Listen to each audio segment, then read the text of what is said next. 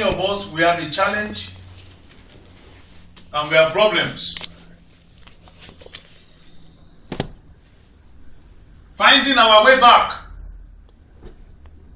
and not until we return. We will be stuck in Lo-debar like Mephibosheth. Do you see Mephibosheth? He didn't know the estate of Saul was waiting for him, but as long as he was in Lo-debar, Lo-debar represents a place of dryness, a place of lack. Until he came back, I believe, to Hebron to come and meet David, was he able to sit on the king's table. And David said they should restore back to him all the estate of Saul, his grandfather. So, not until we return, there is no restoration. Amen. Amen. So, it is our returning back to the Almighty that qualifies us for restoration of our lost glory. Amen.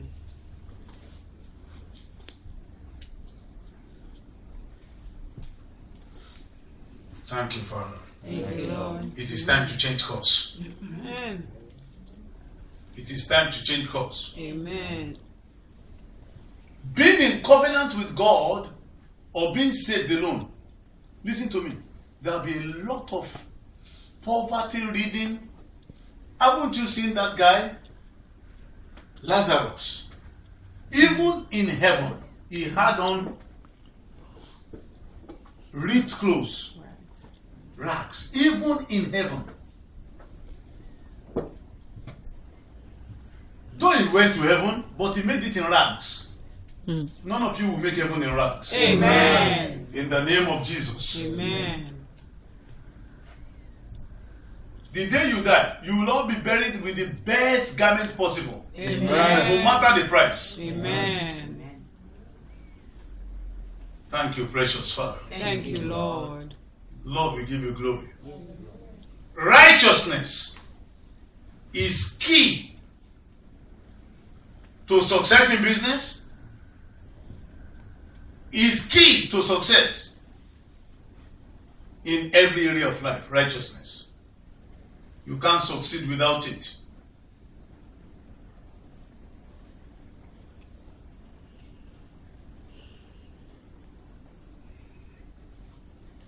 Righteousness is the force behind wealth transfer. You know, many believers are praying that the wealth of the wicked is laid up for the just. Did you see? It's laid up for those who are righteous, not for any Christian. Every Christian is not just. Every Christian is not just. You will read my article that I wrote for our bulletin tomorrow. Every Christian is not just. Please understand something. Thank God. The justification of Christians according to the book of 2 Corinthians chapter 5 verse 21, reading from verse 17. That Christ has been made sin for us so that we can be the righteousness of God through him. It is for salvation. That imputation or impartation or imputation of that particular righteousness is for us so that we can be saved. Because salvation is a free gift. Somebody must pay the price for it.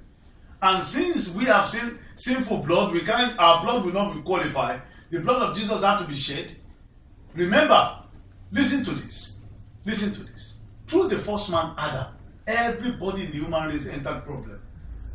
Through the last man, Adam, Jesus, everybody in the human race is now permitted to enter into a change of status. Amen. If only, there's an if.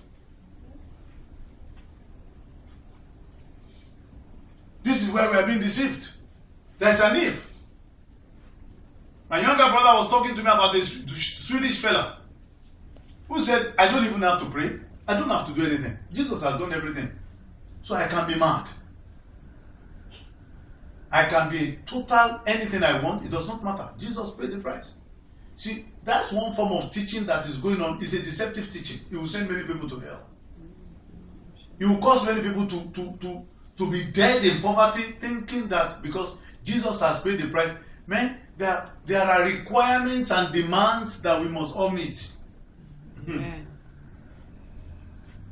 So the impartation or the imputation of righteousness to us because of the sacrifice of Jesus and his precious blood is for salvation. But after you get saved and you come into the kingdom, there are responsibilities and obligations. I mean, come on now. Your children didn't do anything for you, for them to be born. It was your business between you and your wife that your children were born. But when they were born into that family, they have obligations and responsibilities. If not, then why is God punishing the devil? Why is some people going to go to hell and some people are going to go to heaven? Why are some people rich? Why are some people poor? Then why are some people sick and some people are well? So there is something. Then why did the Bible says in Jeremiah 31:16, the B part, is that your work will be rewarded. So you have to work. Even James said concerning our father Abraham, he said, what says the scripture? He says, then the scripture says that his works, that he walked. Abraham walked.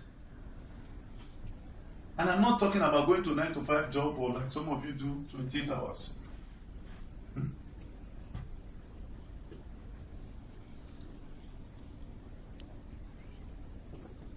If you want to get back to anywhere or a point or a location, you have to be willing to turn back. You all know that. If you're driving on 287 right now, you're supposed to be going to 287 South. Let's assume you're going to Cranford. And you find yourself on 287 North by default. And you find yourself, let's say, at Somerville, but you go, or Eastern Avenue, but you're going south to Cranford. You're going to have to do two things. You're going to have to look for a jog and make a U-turn. It's common sense.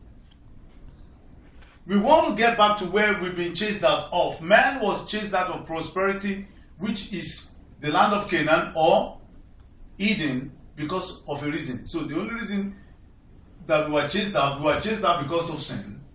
And if we want to get back there, we have to get back there by righteousness. So we have to turn back. I pray grace to turn back on every one of us today. Amen. There's a chance for all of us. Amen. Everyone, we can make a U-turn. We can put our car into that jog handle and turn it around. I said, I'm not going to go this way anymore. And that's why God is saying to us today, turn you at my reproof. Turn at it. It's time to change course. It's time to turn back to God. It's time to accept the counsel of God for our lives. It is time to stop being stupid. Plain, rugged grammar. So, because the Bible used that word. You read it, it's in the Bible. He used the word brutish. In the book of Proverbs chapter 12, it's the same word for being stupid. Let's look at it so it won't be like I'm abusing you. Praise the Lord. Hallelujah. Proverbs chapter 12 and verse 1.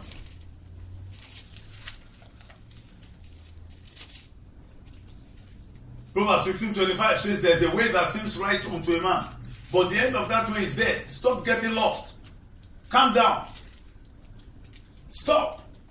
Make a U-turn. Turn back to God today.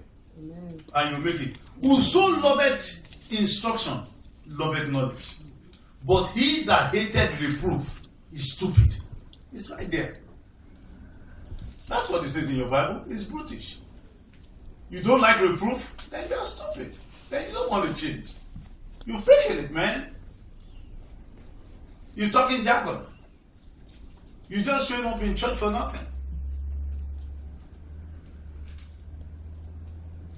It's time to turn around. Amen. It's time to be honored. Amen. But when you turn around, it's because you love instruction. And everyone that loves instruction, they are honored. You will be honored. Amen. Amen. We cannot continue on the same path of poverty, shame and dishonor, loss of glory, which I call disgrace in vernacular, and ultimately death. It's time to turn. Say with me, it's time to turn. It's time to turn. Say with me, it's time for me to turn. It's time for me to turn. Say with me, my ears, My ears, in the name of Jesus, in the name of Jesus, will not be deaf will not be deaf to wise counsel. to wise counsel. In the name of Jesus, In the name you will not be wasted. Amen. You will not be destroyed. Amen. You will not perish. Amen. Ignorance will not destroy you. Amen. Pride will not kill you. Amen. Turn around, please. It's time for your change. Amen. Your